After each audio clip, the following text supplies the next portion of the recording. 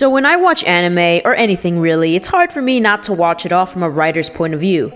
And in the beginning of watching a new show, I usually tend to focus on the main protagonist since that's the hero of the story and the person we'll be seeing the most of. Most anime I've watched has been shonen anime, and over the years, especially more recently, I've been able to identify a lot of similarities and parallels between them, and some differences that all make up a good shonen protagonist. So I thought it'd be interesting to break down some of those parallels and talk about the almost formulaic characteristics that make up a good protagonist. If you're here for it, consider hitting that like button. It literally takes 1 second. I'm your narrator MK, and let's get into it. There are a couple characteristics I found that a lot of protagonists share in common. I think these are what make a character likable and easy to connect with. Be aware that a lot of these I'm going to mention are common in main characters in general and similar media targeted toward the same demographic, i.e. teens in general. This is not without good reason. When we see how a main character is flawed and imperfect, it makes that character more relatable. For example, Edward Elric in Fullmetal Alchemist is a gifted young alchemist, but his naivety and arrogance as a kid leads to him losing his arm and leg and costing his brother's whole body.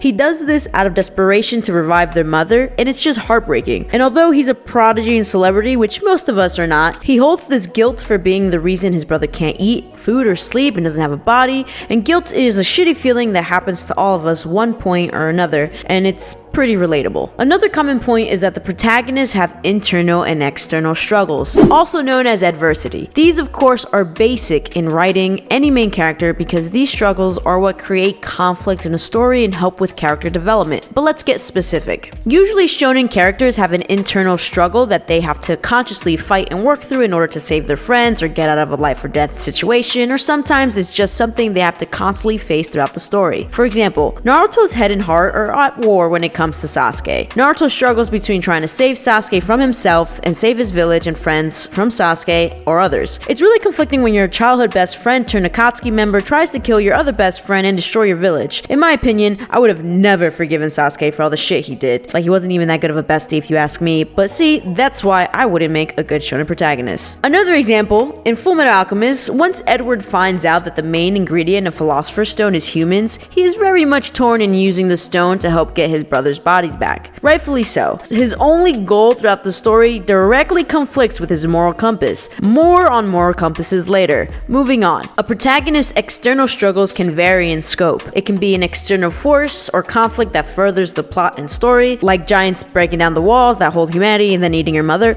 or it can be a physical inability or handicap that the protagonist has to regularly face and overcome. For example, in My Hero Academia, Deku often has trouble using even small percentages of his inherited quirk, and knows if he uses too high of a percentage, it'll take a hard toll on his body. Yet, in dire circumstances when it comes to saving civilians or his friends from villains, he pushes himself to use all for one at higher percentages. He gets banged up because of it, but he saves who he has to. This is also a good example of how internal and external struggles overlap. The external struggle would be Deku's physical inability to withstand all for one, and his internal struggle would be making the decision to use it himself instead of letting others suffer. Both of these types of struggles can and should coexist to further the plot and develop the character because they'll blend together anyway. These struggles, when we see a character dig deep and fight through to go beyond their limits in the face of adversity, are what make them endearing to the reader and viewer, and that's ultimately going to form a connection. Next is a main character's unwillingness to give up.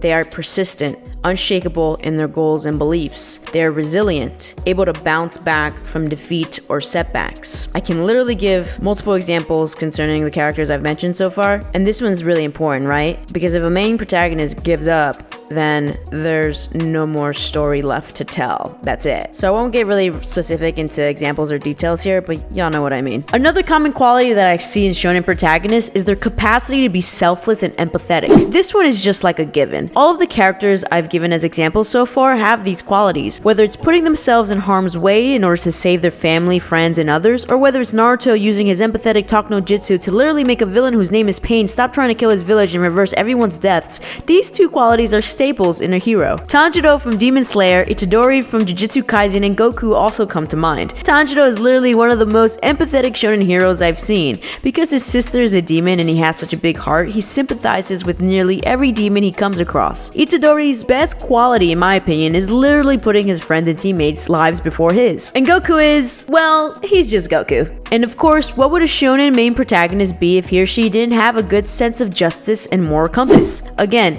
characters like Edward and Deku come to mind. When given the opportunity to use the Philosopher's Stone to get his brother's body back, Edward refuses to use it because he knows the stone was made using the lives of humans. However, one's sense of justice and moral compass can be very individualistic and may differ from others. This is where shonen main characters like Eren Yeager or Light Yagami come to mind. Now, just because the shonen protagonist is the main character, that doesn't mean he or she has to be 100% good or 100% bad. People are just not that black and white. And in fact, seeing a character struggle with their own sense of justice, of what's right and wrong, can be really powerful stuff. The proper term for these kinds of protagonists who have a different scale of morality and idealism are called anti-protagonists or anti-heroes. Anti-heroes often disrupt the idea of what a conventional hero is supposed to be like or do. They often have their own sense of morality and may do things out of self-interest or act in unethical ways for a certain idealism they believe in or subscribe to. I think anti-heroes are interesting because we get to vicariously see them attempt to accomplish their goals through less than ethical means, and there's always a lure in seeing if they will get their way or not in the end. I can literally make a whole separate video on anti-heroes, so I won't go into too much depth here, but hit that like button if you want to see a video on that topic. I'd be really interested to make it. So the question is, are these commonly found traits what make up a good shonen protagonist? Well, yes, but not necessarily no. While it's no doubt that many shonen main characters will likely have the traits I've mentioned, they might have them at varying levels or not have one of them at all.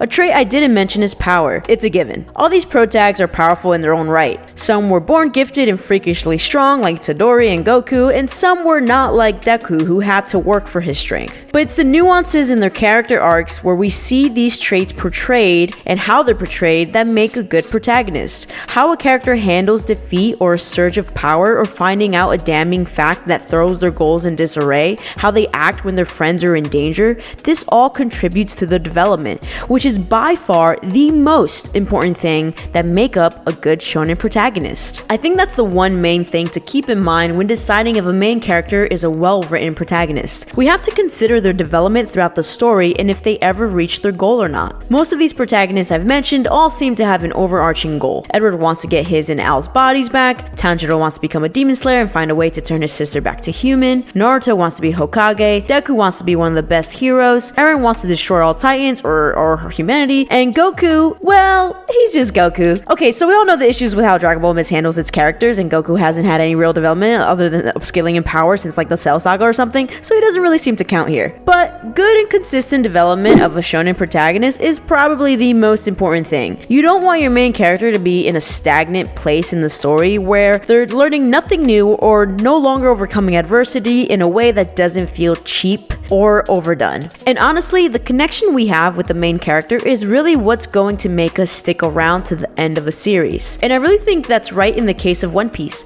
People care about Luffy and his team so much that they're willing to watch almost 1,000 episodes to see if he ever reaches his goal of becoming the Pirate King. Full disclosure here, I have not seen One Piece in its entirety. Personally, I couldn't get into it and I've tried twice, reading and watching it, but don't crucify me in the comments because I'm going to give it one more try because I'd love to make a video on world building in anime, and I've heard that One Piece does it really well. Also, if you're curious to see that, please hit that like button. Anyway, in this video, I also wanted to go into certain tropes that a lot of shonen anime use, but I'm going to have to save that for another video because this has turned out way longer than I intended. And if you're still here, please let me know in the comments what other common traits you found in shonen protagonists, or just let me know what you think of the ones I've mentioned in this video. Thank you so much for sticking around. I really hope you found any of this insight helpful or inspiring in some way, and I hope you do consider subscribing for more and liking the video. I'm your narrator, MK, and I'll see you in the next one. Enough with the suspense already!